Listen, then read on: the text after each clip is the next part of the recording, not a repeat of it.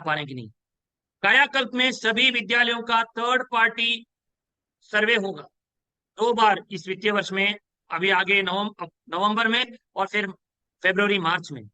और संतृप्तिकरण नहीं होगा तो हम शासन के समक्ष हमारे रिपोर्ट कार्ड जब प्रेषित करेंगे तो उत्तरदायित्व के लिए हम लोग बाध्य हो जाएंगे। पीपीटी में विद्या समीक्षा केंद्र के माध्यम से हर एक बच्चे को पैसा हस्तांतरित हुआ है कि नहीं, इसका आधार ऑथेंटिकेटेड आईटी प्रमाणीकरण हमारे पास रहेगा। ये सब लक्ष्य व्यक्तिगत भी हैं, सामूहिक भी हैं और विभागीय लक्ष्य भी हैं। तो मेरा अनुरोध है कि अब इन लक्ष्यों को बहुत गहराई में समझें, क्योंकि इस साल का मूल्यांकन बहुत गहराई में होगा और बहुत प्रभावी रूप से होगा।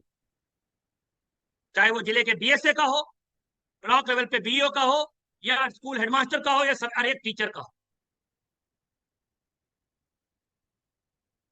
साथ ही अगर हमारे विभिन्न तरह की मूल्यांकन प्रक्रिया, चाहे स्पॉट असेसमेंट हो, सैंपल असेसमेंट हो, या थर्ड पार्टी असेसमेंट में तभी सामग्री का उपयोग ना होते हुए मिलना, या टीम वर्क ना होते मिलना, या असमंजस की स्थिति, या शिक्षकों द्वारा नदारद रहने की प्रक्रिया सामने आई तो उसके लिए भी कड़ी से कड़ी कार्रवाई होगी।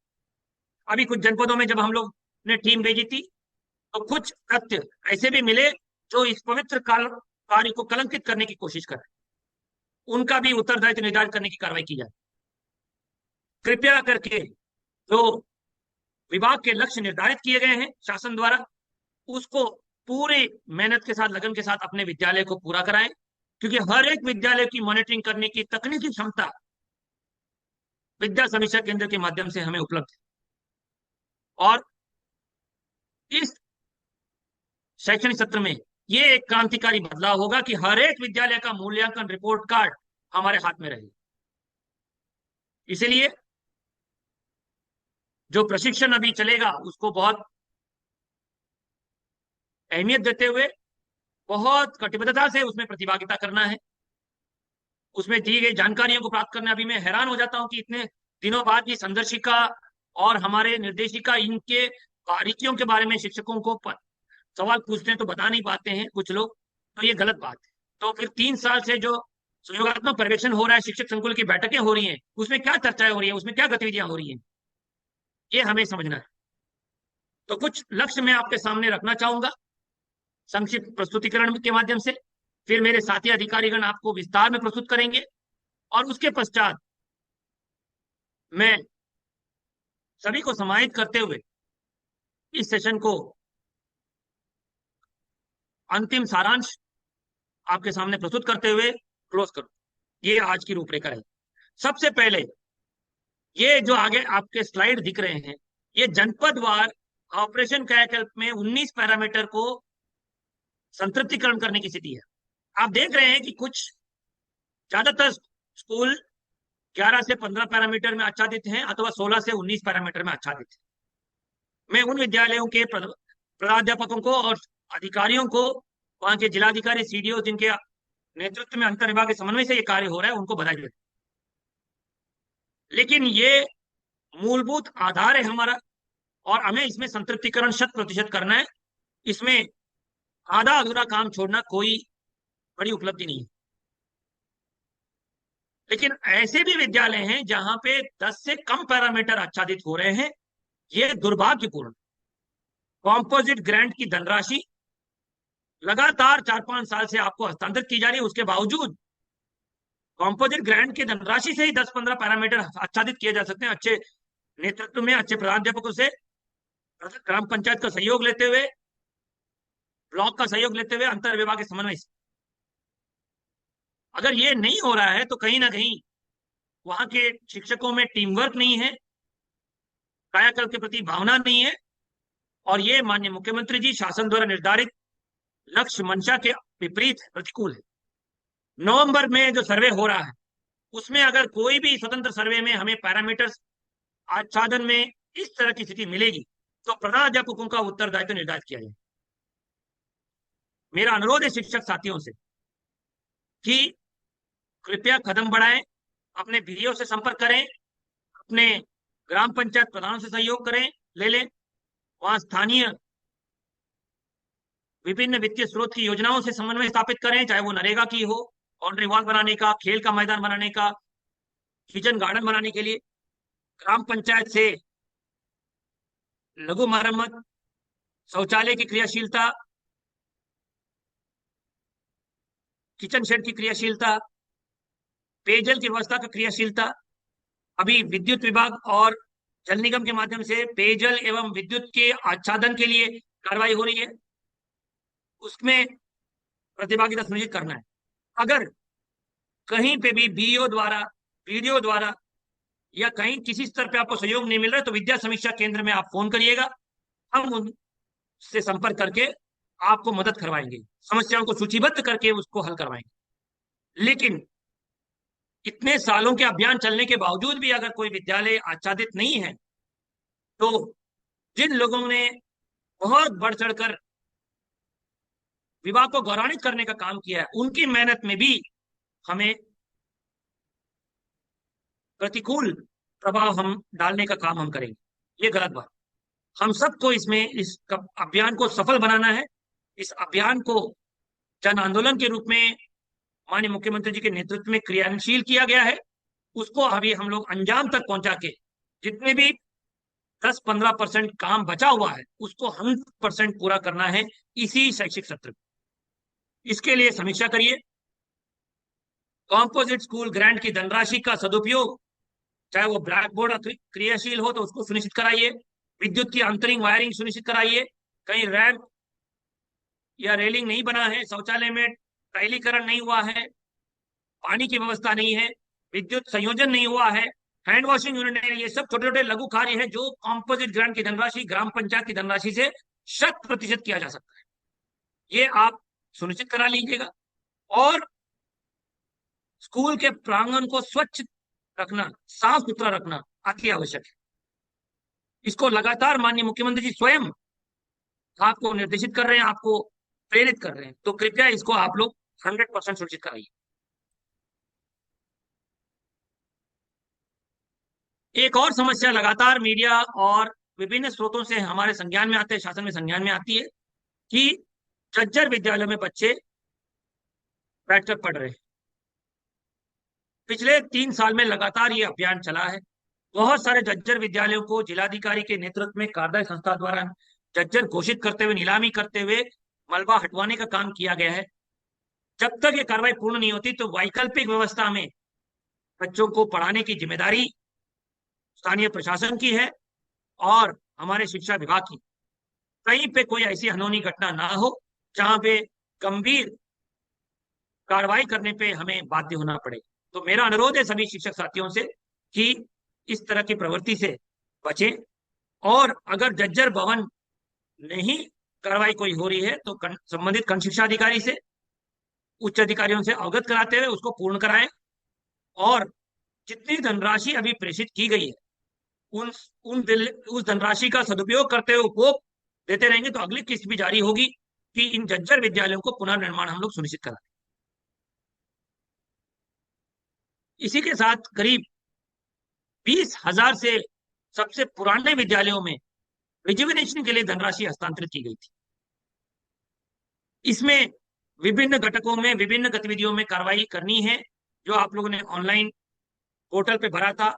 इसी वित्तीय वर्ष में ये धनराशि का उपयोग हमें करना है और 100% कार्रवाई पूर्ण करने। छोटे छोटे काम है, इसमें कोई शोषण कटौती नहीं होनी चाहिए। अगर विद्या समीक्षा केंद्र के माध्यम से आपको फोन जाएगा, निडर होकर आप निसंकोचित होते हुए बताइएगा कि अगर किसी ने शोषण किया, कटौती की, आपको धनराशि हस्तांतरण करने में, और उसके पश्चात 100% उसका उपयोग करते हुए 100% गुणवत्ता पूर्वक कार्य परिसंपत्तियों का सृजन करना है, ताकि हमेशा के लिए ये विद्यालय पुनर्निर्माण इनका हो जाए। इस धनराशि को भी सदुपयोग करना है। कुछ जनपदों में डीबीटी के कार्य में बहुत लापरवाही बरती गई है और शिथिलता का परिचय दिया गया है। कानपुर देहात, चित्रकूट, कानपुर नगर, सोनभद्र, गोरखपुर, इटावा, हरदोई, जालौन, महाराजगंज, आजमगढ़, ये 25 न्यूनतम प्रगति वाले जनपद है जहां अभी भी काफी मात्रा में बच्चों का या तो आधार बना नहीं है जिसके लिए विभिन्न साधन दिए गए हैं। बहुत सारी एजेंसीज को शिविर लगाने के लिए नामित किया गया है। शासकीय एजेंसीज भी तैनात हैं। ब्लॉकों में दो दो आधार किट उपलब्ध है, या आधार ऑथेंटिकेशन वेरिफिकेशन में अभी कमी पाई गई है, कुछ बीओ और बीएसए स्तर पर लंबित हैं, और इसमें फोटो अपलोड करने की स्थिति भी अच्छी नहीं है। कोई भी बच्चा बिना यूनिफॉर्म, जूते, मोजे, बैग और विंटर में स्वेटर के बिना ना दिखे, ये हमें सुनिश्चित करना है। चाहे वो अभिभावकों से संपर्क स्थापित करना हो, होम विजिट्स करने हो, पेरेंट टीचर मीटिंग करानी हो, अभिभावकों से छोटे छोटे समूह में बैठकें करने हो, बच्चों के माध्यम से प्रेरित करना हो, पीयर प्रेशर डलवाने की बात हो, एसएमसी की बैठक बुलानी हो, ग्राम पंचायत से सहयोग लेना हो, विभिन्न तरह के हथियार यूज करके 100% अनुपालन हमें करना है। एक सामान्य प्रथा होती है प्राइवेट स्कूलों में, हमारे विद्यालयों में ये क्यों नहीं हो पा रहा है, मैं समझ नहीं पा। कृपया करके 100% दिवाली के पहले हम 100% बच्चों को धनराशि हस्तांतरित कर ले, ये आपको सुनिश्चित कराना है।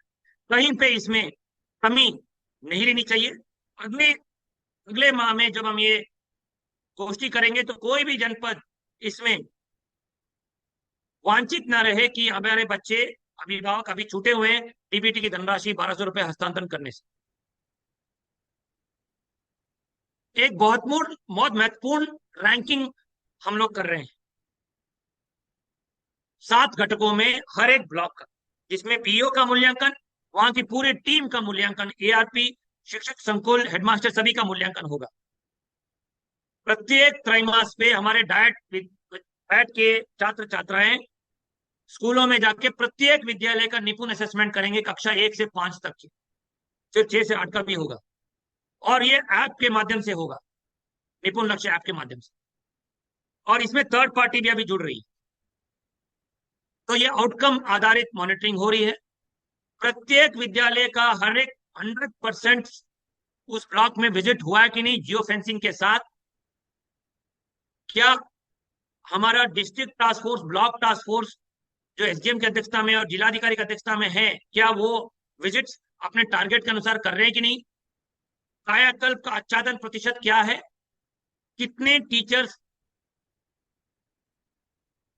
अनुपस्थित मिले, लेट आते हुए मिले, जल्दी एग्जिट करते हुए मिले, या बच्चों का एवरेज अटेंडेंस क्या रहा है उस ब्लॉक में?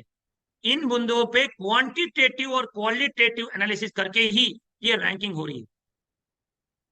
और इस रैंकिंग में जो सबसे कम प्रगति वाले पीओज रहेंगे, ब्लॉक्स रहेंगे, उनके साथ हम लोग अलग से समीक्षा करते हुए, उनके ब्लॉकों में निरीक्षण करवाते हुए उत्तरदायित्व निर्धारित करेंगे। अगर वित्तीय अनियमितता मिलेगी तो विजिलेंस जांच तक उसमें होगी। ये सभी बीओस को इसमें अपने रैंकिंग को बहुत सीरियसली लेना पड़ेगा।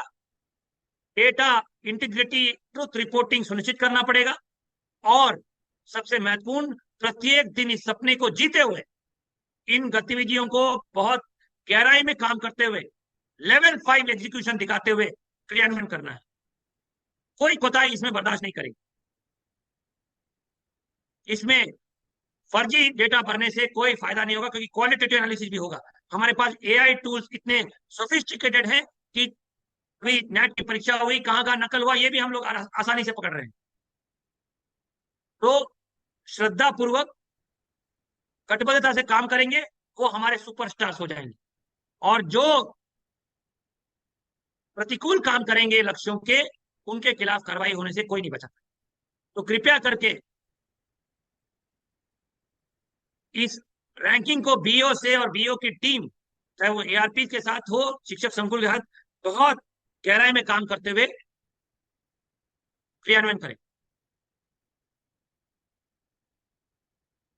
बहुत महत्वपूर्ण कार्यशाला अभी एआरपी के साथ आयोजन हुई हर जनपद में।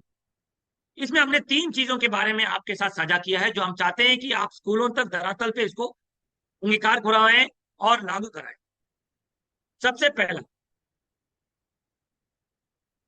कि जितना भी एकेडमिक कंटेंट है, चाहे वो टीएलएम का प्रयोग हो, चाहे वो टीचर गाइड, हमारा संदर्शिका, जिसको हम अपना गीता, कुरान, बाइबल मानते हैं, उसको 100% उसमें मास्टरी प्राप्त करते हुए एआरपी के माध्यम से संकुल और हेडमास्टर स्कूल के टीचर्स तक उसको साझा करना, उसकी बारीकियों को बताना और उसको लागू करना, चाहे वो डेमोन्स्ट्रेशन क्लासेस करते हुए हो या रोल प्ले करते हुए हो या उसमें टीचर्स को आपस में प्रेरित करके पीयर लर्निंग करने की हो, कोलैबोरेटिव लर्निंग करने की टेक्निक से हो या क्रिएटिव रिस्क लेने के लिए प्रेरित करने की बात हो। दूसरा, करीब 10 से 15 टीम बिल्डिंग गतिविधियां हमने दी। मैं महसूस कर रहा हूं कि फील्ड लेवल पे टीम भावना नहीं है, चाहे वो एआरपी